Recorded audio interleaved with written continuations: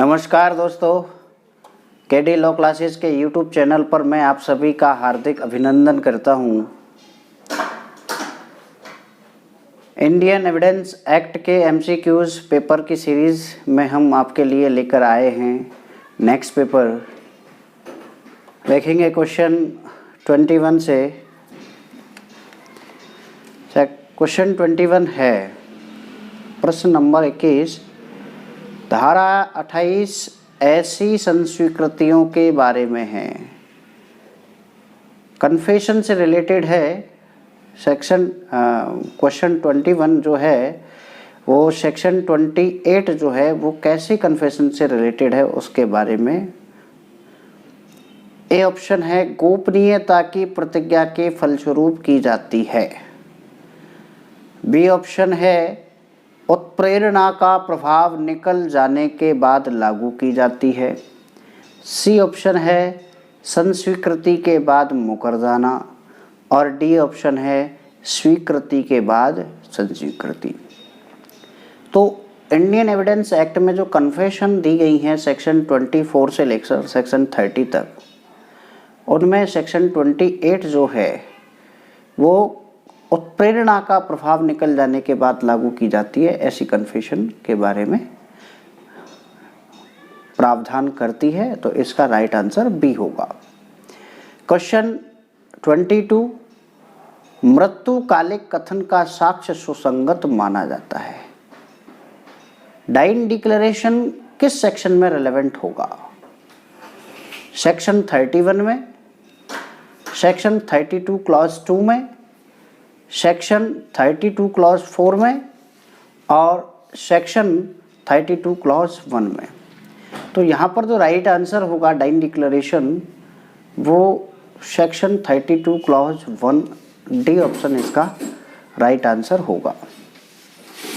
Question 23 देखेंगे, निम्नलिखित धाराओं में से कौन सी धारा सरकारी अधिनियमों और अधिसूचनाओं को सुसंगत घोषित करती है? धारा 31, धारा 36, धारा 35 और धारा 37। तो इसका जो राइट आंसर होगा, गवर्नमेंट के जो एक्ट्स हैं और गवर्नमेंट की जो अधिसूचनाएं हैं उनको रेलेवेंट करती है, रिलेट करती है, डिक्लेयर करती है रेलेवेंट, वो सेक्शन 37 इसका राइट आंसर होगा। तो यहाँ पर डी राइट ऑप्शन होगा। नेक्स्ट देखेंगे क्वेश्चन 24, निम्नलिखित क्वेश्चन 24 देखेंगे, निम्नलिखित में से कौन से मामलों में विशेषज्ञ की राय सुसंगत घोषित होती है? विज्ञान तथा कला के मामलों में, पुलिस अभिरक्षा के मामले में, स्वीकृति के मामले में, रूढ़ियों के बारे में। तो ये जो है वो इसका राइट आंसर होगा। विज्ञान तथा कला के मामले में विशेषज्ञों की राय सुसंगत घोषित होती है। नेक्स्ट 25 है, स्वीकृतियों के प्रकार हैं प्राथमिक तथा द्वितीयक स्वीकृतियां, औपचारिक तथा अनौपचारिक स्वीकृतियां, न्यायिक तथा न्यायेतर स्वीकृतियां, इनमें से कोई नहीं। तो इसका जो राइट आंसर है वो सी होगा, judicial and extra judicial admissions. यहाँ पर प्रकार होते हैं स्वीकृतियों के। क्वेश्चन 26 देखेंगे, सिविल मामलों में अध्यारोपित आचरण साबित करने के लिए सील का मतलब है करेक्टर, चरित्र। सील का मतलब क्या है? चरित्र, करेक्टर। ये कह रहा है कि सिविल मैटर है और सिविल मैटर में किसी आदमी के ऊपर कोई जो कंडक्ट है उसका वो प्रूव करने के लिए सील जो है, करेक्टर है, वो सुसंगत है, विसंगत है, ए तथा बी दोनों, और इनमें से कोई नहीं। तो क्वेश्चन नंबर जो 26 है उसका राइट आंसर बी होगा। सिविल मामलों में अध्यारोपित आचरण साबित करने के लिए सील जो है वो विसंगत है, इररेलेवेंट है। और आप पढ़िए इसमें सेक्शन 52 इंडियन एविडेंस एक्ट का जब आप पढ़ेंगे तो ये इसका टाइटल ही क्लियर कर देता है कि सिविल मामलों में अध्यारोपित आचरण साबित करने के लिए चरित्र जो है वो इररेलेवेंट है, विसंगत है। क्वेश्चन 27 देखेंगे, धारा 53 के प्रावधानों के अनुसार दांडिक मामलों में पूर्वतन बुरा सील, बुरा शब्द है ये, बुरा सील चरित्र माना जाएगा। यहाँ पर सेक्शन 53 जो है वो दांडिक मामलों से संबंधित है, क्रिमिनल मैटर से संबंधित है। और सेक्शन 53 जो है वो ये कह रही है कि क्रिमिनल मैटर्स में अगर किसी अभियुक्त के पिछले पूर्वतन बुरे सील, बुरे चरित्र का अगर एविडेंस दिया जाता है तो क्या वो रेलेवेंट होगा, सुसंगत होगा, इररेलेवेंट होगा, विसंगत होगा, ए और बी दोनों, और इनमें से कोई नहीं। तो यहाँ पर जब सेक्शन 53 पढ़ेंगे तो पूर्वतन बुरा जो सील है वो, पूर्वतन अच्छा सील जो है वो रेलेवेंट है, लेकिन पूर्वतन बुरा जो सील है, बुरा जो चरित्र है वो इररेलेवेंट ही माना जाएगा। यहाँ पर बी जो है वो इसका राइट आंसर होगा। क्वेश्चन 28 देखेंगे, भारतीय साक्ष्य अधिनियम की धारा 55 के अनुसार सील शब्द के अंतर्गत आता है। चरित्र की डेफिनेशन यहाँ पर एक तरीके से पूछ रहा है कि इंडियन एविडेंस एक्ट में जो सेक्शन 55 है उसके अकॉर्डिंग जो चरित्र है उसमें क्या क्या इंक्लूड होता है, शामिल होता है। आचरण, पूर्ववर्ती आचरण, ख्याति तथा स्वभाव, नुकसानी की रकम और अभियुक्त का फरार होना।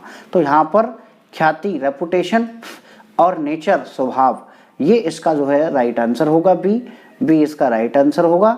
ख्याति और स्वभाव कैरेक्टर शब्द के अंतर्गत आते हैं। नेक्स्ट देखेंगे, निर्णयों के प्रकार हैं पूर्ववर्ती तथा पश्चातवर्ती निर्णय, औपचारिक तथा अनौपचारिक निर्णय, प्राथमिक तथा द्वितीयक निर्णय और सर्वबंदी तथा पक्षकारबंदी निर्णय। तो जजमेंट दो तरह के होते हैं, जजमेंट सर्वबंदी और पक्षकारबंदी।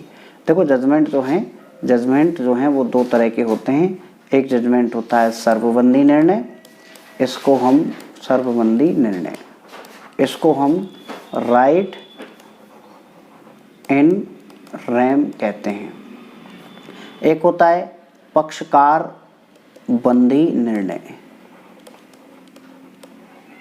इसको हम राइट इन पर्सोनम कहते हैं। व्यक्तिबंदी निर्णय भी इसको आप कह सकते हो, पक्षकारबंदी निर्णय को व्यक्तिबंदी निर्णय भी कहते हैं। सर्वबंदी निर्णय ऐसे निर्णय की परिभाषा अगर दी जाए तो ऐसे निर्णय जो समस्त लोगों पर लागू होते हैं, समस्त व्यक्तियों पर लागू होते हैं, वो सर्वबंदी राइट इन रैम होते हैं। और ऐसे निर्णय जो किसी पर्टिकुलर पर्सन पर लागू होते हैं वो पक्षकारबंदी निर्णय होते हैं, जिनसे कोई पर्टिकुलर इंडिविजुअल पक्षकार जो है कोई पार्टी बाउंड होती है, वो राइट इन पर्सोनम की कैटेगरी में आते हैं। नेक्स्ट देखेंगे आप, तो यहाँ पर डी इसका राइट आंसर होगा। दो तरह के जजमेंट हो जाते हैं।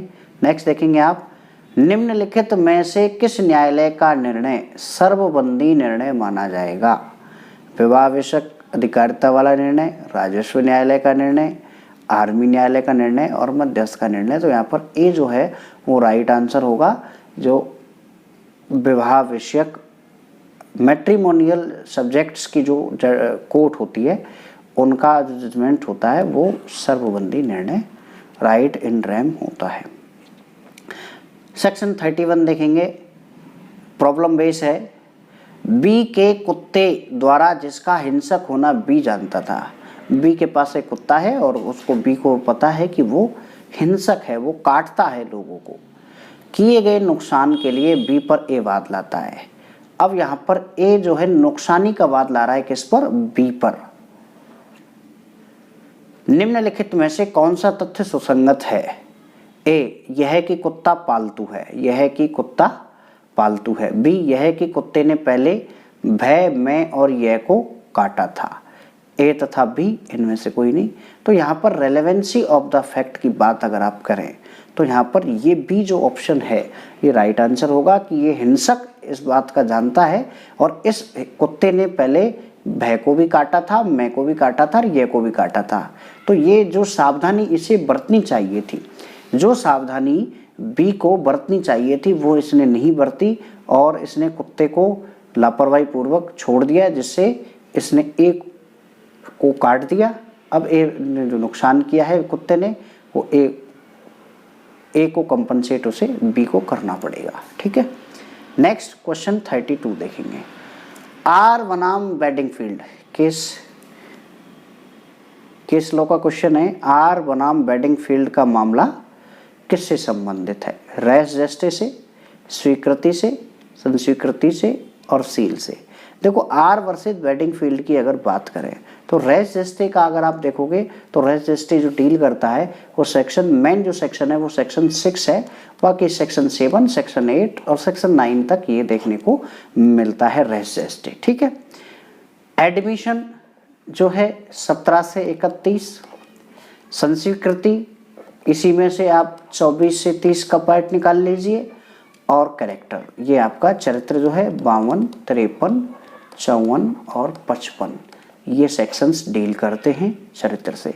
तो आर वर्सेस वेडिंग फील्ड का जो केस है ये जो है रेस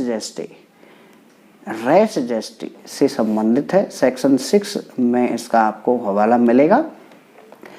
इसका राइट आंसर होगा ए होगा। क्वेश्चन 33 देखिए।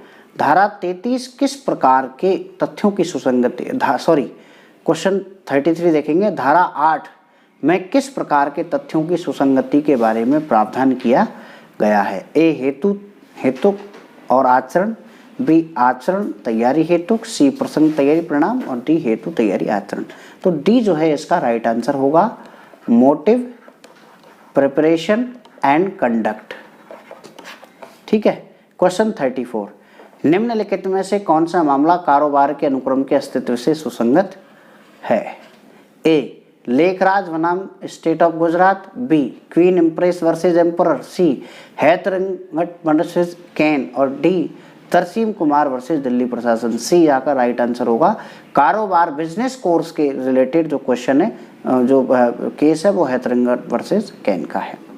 क्वेश्चन 35 देखेंगे। निम्नलिखित मामलों में कौन सा मामला रजिस्ट्री से संबंधित नहीं है। आर वर्सेस रिचर्डसन रजिस्ट्री से रिलेटेड है, आर वर्सेस फॉस्टर है, आर वर्सेस वेडिंग फील्ड है, मलखान सिंह बनाम स्टेट ऑफ यूपी, डी इसका राइट आंसर होगा, ठीक है।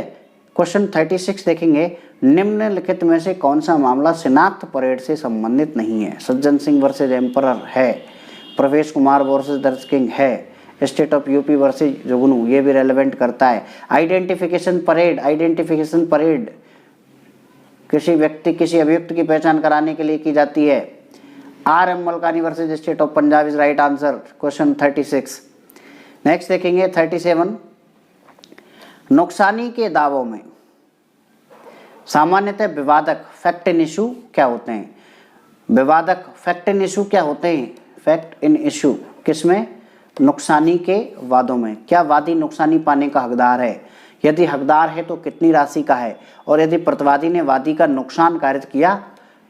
डी इसका राइट आंसर होगा। ये तीनों के तीनों ए बी सी ये तीनों कोर्ट के सामने फैक्ट एंड इशू होते हैं जिनका कोर्ट को सॉल्यूशन करना है। ये विवादक तथ्य होते हैं, डी इसका राइट आंसर होगा। क्वेश्चन 38 देखेंगे। इशारों द्वारा दिया गया साक्ष्य भी ग्रहण किया जाएगा, यह निर्णय किस उच्च न्यायालय ने कौन से वाद में दिया। तो यहाँ पर इसका जो ये ऑप्शन यहाँ पर है नहीं, लेकिन यहाँ पर जो जजमेंट है मैं आपको बता देता हूँ। यहाँ पर क्वीन अब्दुल्ला वर्सेस एम्परर का ये जजमेंट है। किसी टेक्निकल प्रॉब्लम की वजह से ऑप्शन यहाँ रह गए हैं। तो क्वीन अब्दुल्ला वर्सेस एम्परर का ये जजमेंट है, जहाँ पर इशारों द्वारा दिया गया साक्ष्य जो है वो ऐसे लोग जो बोल नहीं सकते हैं और कोर्ट में जाकर वो विटनेस अपनी गवाही देना चाहते हैं लेकिन वो बोल नहीं सकते, तो वो अपनी गवाही इशारों द्वारा, अब वो लिखकर, अब पढ़ा लिखा भी नहीं है तो लिखकर भी नहीं दे सकता, तो फिर वो इशारों द्वारा दिया गया और वो एडमिट किया जाएगा। ये जजमेंट है क्वीन अब्दुल्ला वर्सेस एम्परर के केस का ये जजमेंट है। नेक्स्ट देखेंगे क्वेश्चन 39। इंडियन एविडेंस एक्ट में कितने भाग हैं, कितने अध्याय हैं, कितनी धाराएं हैं। 6 भाग 16 अध्याय 166 धारा रॉन्ग, 4 भाग 10 अध्याय 165 धारा रॉन्ग, 3 भाग 11 अध्याय 168 धाराएं रॉन्ग, 3 भाग हैं 11 अध्याय हैं और 167 धाराएं। डी राइट आंसर होगा यहाँ पर, ठीक है। नेक्स्ट देखेंगे क्वेश्चन 40। निम्नलिखित में से धारा 39 किस प्रकार के तथ्यों की सुसंगति की बात करती है? उन व्यक्तियों के कथन जिन्हें साक्ष्य में नहीं बुलाया जा सकता, 30 से रिलेटेड है। विशेष व्यक्तियों में किए गए कथन, विशेष परिस्थितियों में किए गए कथन, किसी कथन में से कितना साबित किया जाए, न्यायालय का निर्णय कब सुसंगत, किसी कथन में से कितना साबित किया जाए, यहाँ पर जो है वो सी इसका जो है राइट आंसर होगा। नमस्कार दोस्तों, धन्यवाद आपको। आप कमेंट बॉक्स में बताते रहिए हमारे एमसीक्यूज आपको पसंद आ रहे हैं या नहीं आ रहे हैं। आज के लिए इतना ही, नेक्स्ट वीडियो लेकर हम आपके सामने जल्द हाजिर होंगे। धन्यवाद।